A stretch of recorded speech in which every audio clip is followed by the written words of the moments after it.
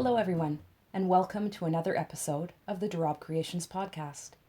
My name's Nicole, and I'm coming to you from Calgary, Alberta, here in Canada, where I live with my husband Barry and my wonderful, beautiful, rescued Rottweiler named Grace. So, it's been a little over a week since I last put out a video, and just thought I would throw another one up there. It'll be another shorty. Hope to keep them under that 20-minute mark, so not a huge chunk of time, but just enough time to say hello.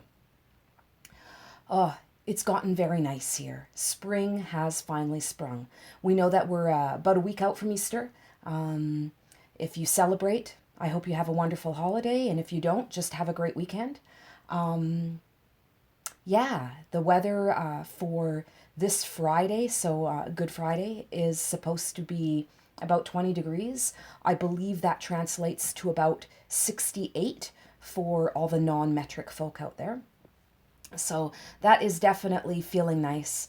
The plants are starting to come up in the gardens, so my monk's hood out front is starting to pop up. It's very exciting. I love it when the seasons change. And you know, I like every season change. I like when the snow first starts to fly, I get all excited. And you know, when those plants start to come up in the spring, I get excited about that too. So it's all about just embracing the moment and you know, enjoying what's happening instead of always looking towards that next season. I find that when we do that, time goes way too fast.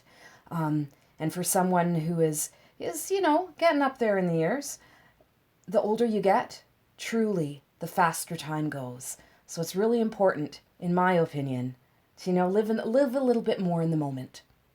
A little bit less constantly looking to plan for the future. So, now that I've had my little rant, where can you find me? Well, first off, let me say thank you. Thank you to everyone who has hit that subscribe button, who has, you know, decided to come along on this yarny journey with me. I should probably say that this is primarily a crochet podcast. Actually, it's a crafting podcast. There's lots of other crafts that we touch upon, but, you know, crochet, I think, is the one common denominator between everyone who watches. Let me see. Oh, I've completely gone off on a tangent and lost my train of thought. Oh yes, where can you find me? So, obviously, you can find me on YouTube because that's how you're finding me right now. But we can also be found, and I say we because we are a group. We are a small community of like-minded crafters who share and support each other. We do have a page on Ravelry where we are running a amigurumi along right now, and it is amazing to see all the wonderful projects that people are posting and the great chatter that's happening in the chatter thread as well. So come on over there. I am also on Instagram. It's probably the platform of social media that I'm most active on. And on Instagram, I am Nicole_Rabe Creations. Please come on over and find me there. Follow me. I will follow you back as much as I try. I do try and follow everybody. Sometimes it's hard to figure out, you know, which ones are the bots and which ones aren't the bots. And oh my goodness, it gets so confusing. But you know, come on over and see the posts. You'll generally get a sneak preview of what's happening on the podcast if you join us over on Instagram. And also with the amigurumi along, there is an Instagram feed for that as well.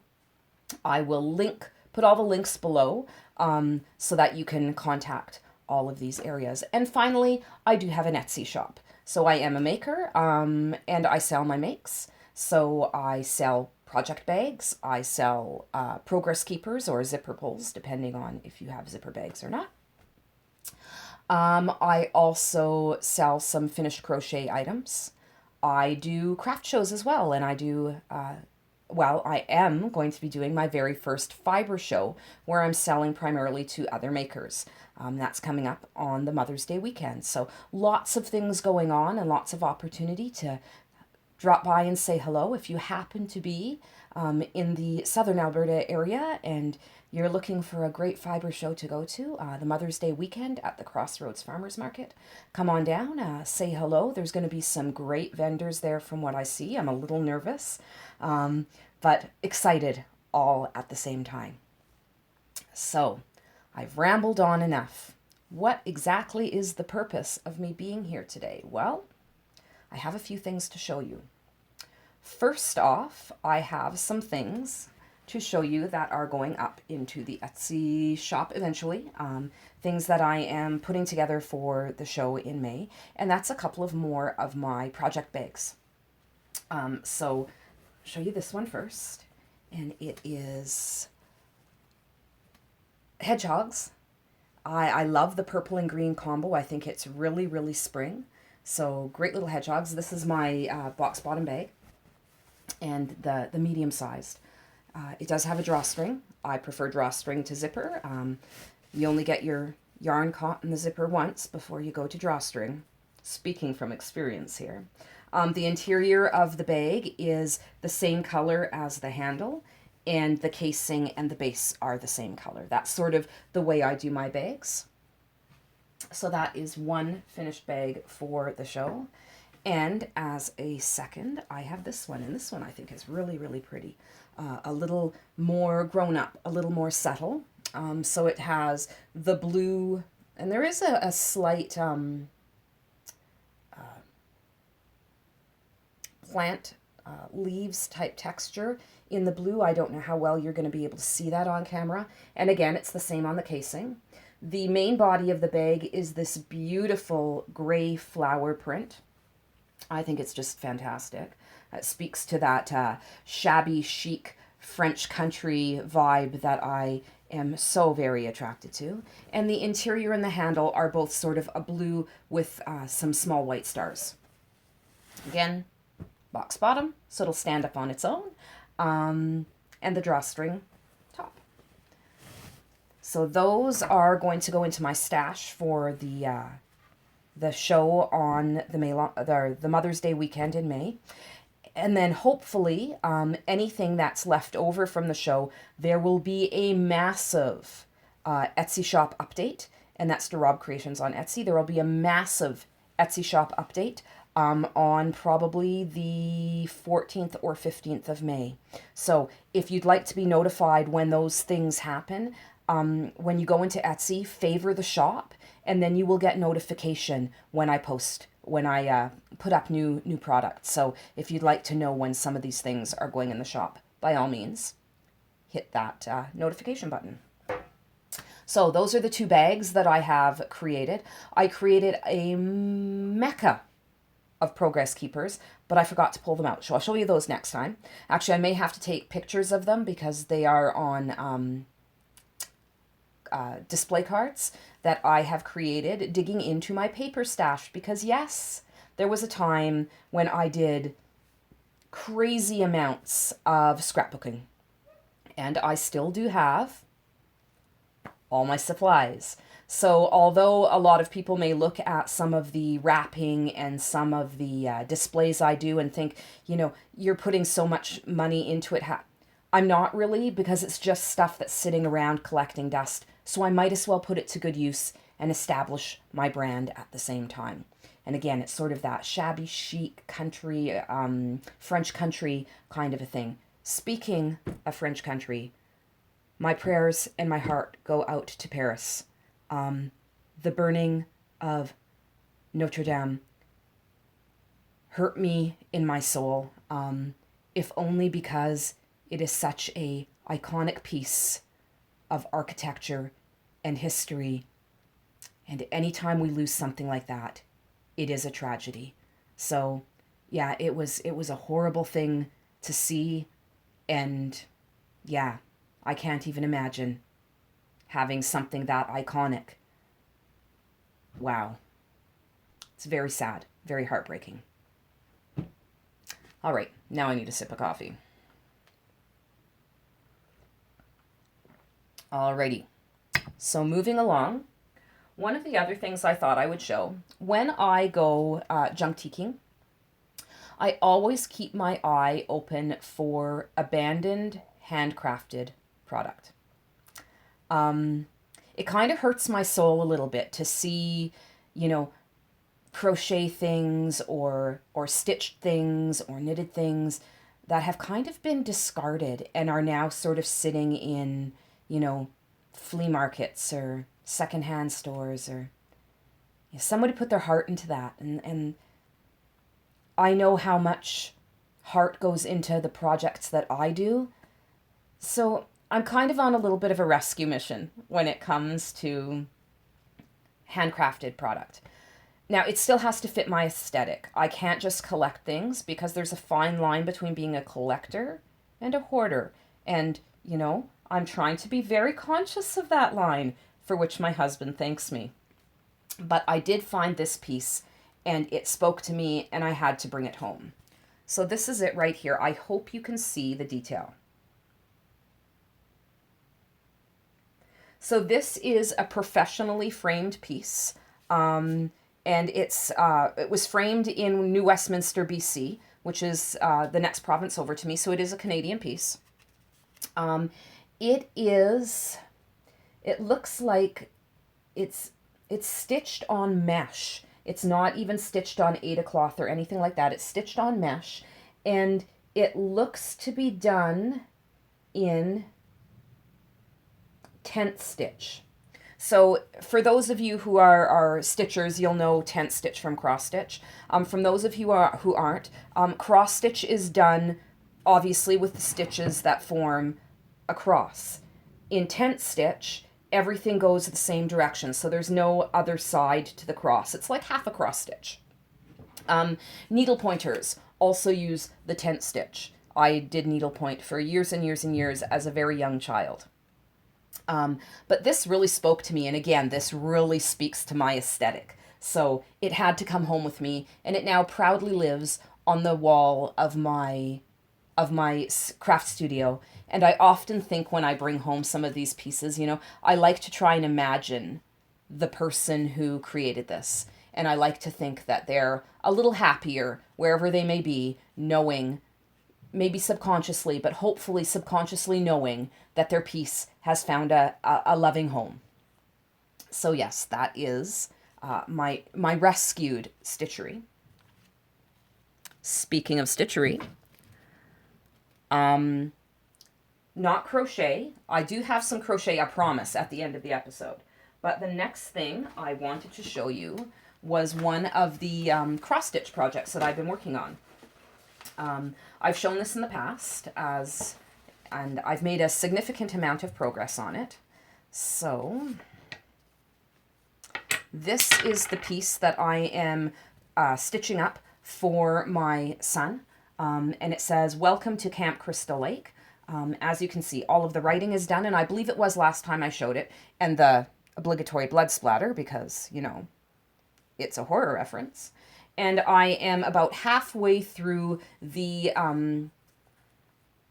motif down here. And what it shows is sort of birds in the sky, mountains. It's got some sailboats in a water scene. So this is a welcome sign to a summer camp, is what it is. But of course, there's obligatory blood spatter. I'm really enjoying this. I am working on a full coverage piece as well, which is a crow, and it's in sort of monochromatic in grays and blacks. And it's a much more difficult piece to work on, if only because the stitches are so monochromatic that it's a little more difficult to work in not fantastic lighting. So I am in the process of waiting for an Ottlight to come in the mail. I was going to get it from Costco because I'd seen them at Costco, and then of course, in true Costco fashion, when you go to buy it, it's not there anymore. So we're ordering one online, and it should show up soon, and it will allow me to work and make more progress on that piece. Now, it's not bad when I'm sitting where I'm at during the day, because I'm right beside a window, lots of natural light. It's not bad to stitch on. But being that I work full-time during the day, it makes it a little more difficult at night. So hopefully that Alt-Light will help, and I'll be able to make some good progress on that. All right, on to what most of you are really here for, and that's the crochet. So we talked a little bit about the make-along that I'm running with Ravelry and Instagram, and that is all about amigurumi. I do not have a completed amigurumi to show you today. I am almost done my Pegasus, and I will be able to show that to you next episode. I'm no longer showing a whole lot of works in progress or on the go, mainly just finished objects. So yeah, stay tuned for that. Pegasus, she is turning out beautifully and I love her. But as many of you know, amigurumi is a little difficult to do. It can be a little hard on your hands, so I've had to take a bit of a break. It's a fairly big piece. But I am completed something else. I am completed. Oh, English really is my first language. I have completed something else. And that is the DRC market bag. So this is a design that I've come up with myself and I will be releasing on Ravelry.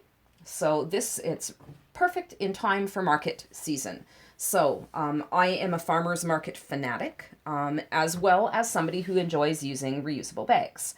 The problem I had with a lot of the crochet reusable market bags out there is that the fabric was so open that things poke through. So I wanted something that was a little more solid than that. And I was hoping for something that paid homage to the granny square because, you know, humble beginnings.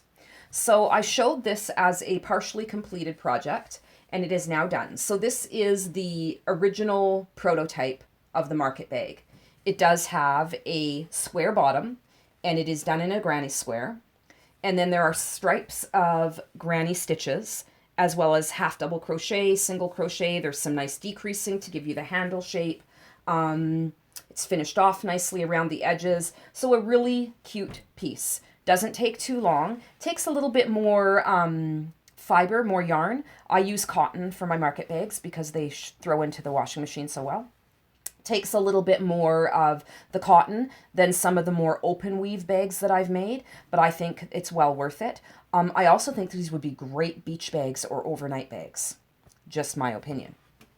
So the second one that I did is a solid color because I wanted to show how that worked up as well. Now I hope that we're able to get most, if not all of this, into the camera frame. So again, it has the square bottom, which is the granny square, the solid stripes, the granny square stripes, the nice decreasing to form the handle, a decent sized strap so that you can actually put it on and it's wide enough that it doesn't hurt your shoulder, which is a big pet peeve of mine. So that is it in a solid.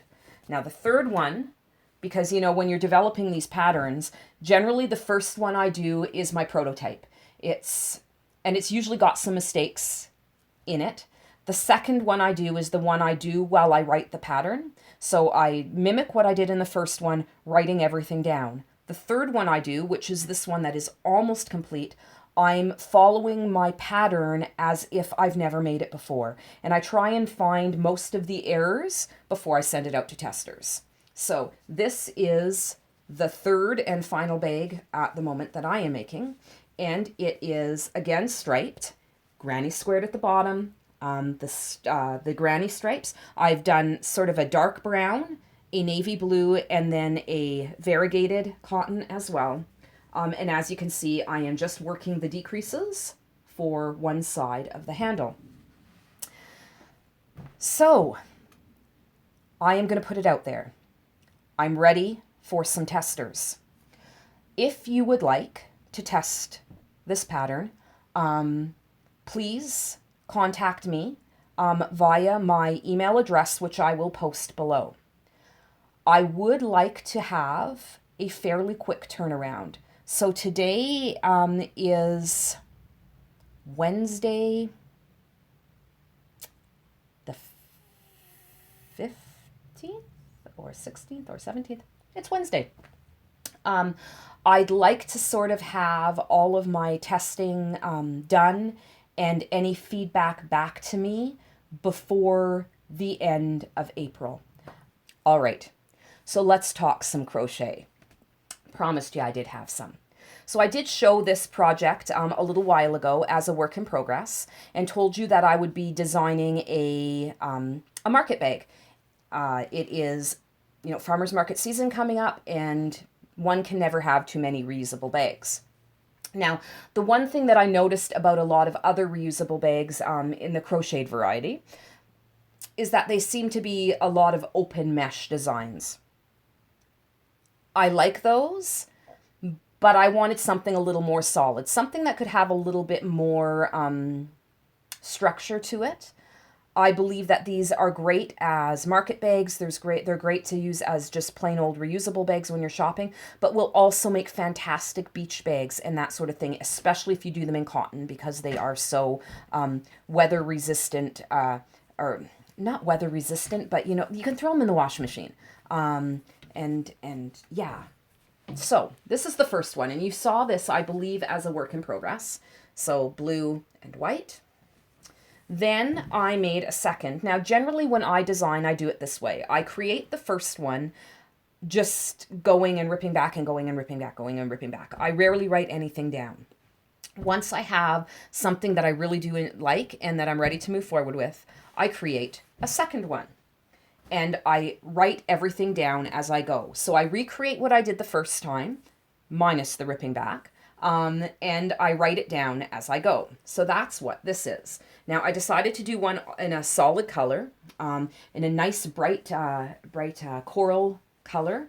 It has again that box spot or the square bottom, the stripes of granny and solid, the nice decreasing to give you a good strap. Again, that same strap width.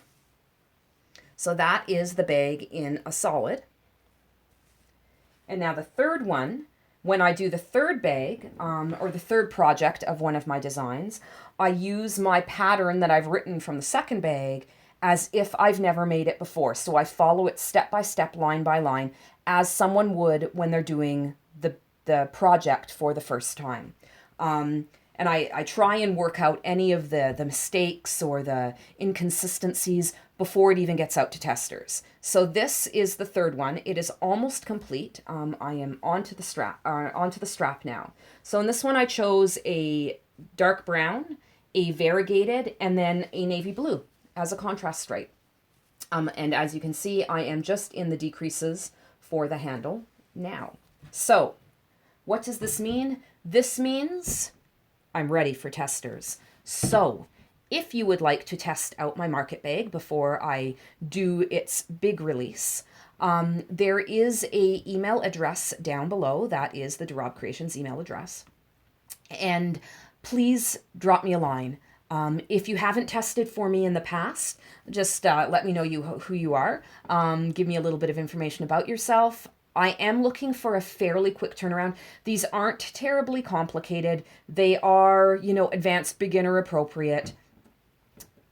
They take a little bit more yardage than some of the open weave market bags that I have made in the past, just because they are a more solid construction.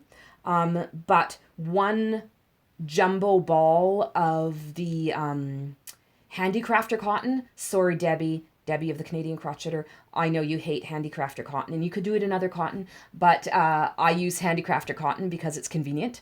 One large ball is more than enough to make the entire bag. So, as I was saying, if you would like to test for this pattern, please send me an email to the email that's linked below, and I will get back to testers in the next day or so with a copy of the pattern, and we can take it from there. I do have a bit of a time limit. I would like all of the testers to have completed their test and have their feedback back to me before the end of April. I am planning to take the bag and the pattern so that people could buy the pattern or the completed product to the market that I'm doing mid-May. So I need sort of the finalized pattern so that I can get it professionally printed and whatnot. So I think that's it. I've gone over the 20-minute mark, and I do apologize. There will be a bit of a splice because, well, I talked too long. Surprise, surprise. I can be rather verbose. But hopefully it won't be too big of a jog in the middle. My husband now does all my video editing, so hopefully he can create one of our transitions that will make it flow for you and not be too jarring. All right. That's about all I've got for you. I'm headed off to work this afternoon. I hope you have a fantastic day. Until we talk again, happy crocheting, happy knitting, happy crafting, happy all the things. Enjoy the weather wherever you're at and live in the moment. We'll talk to you soon. Bye now.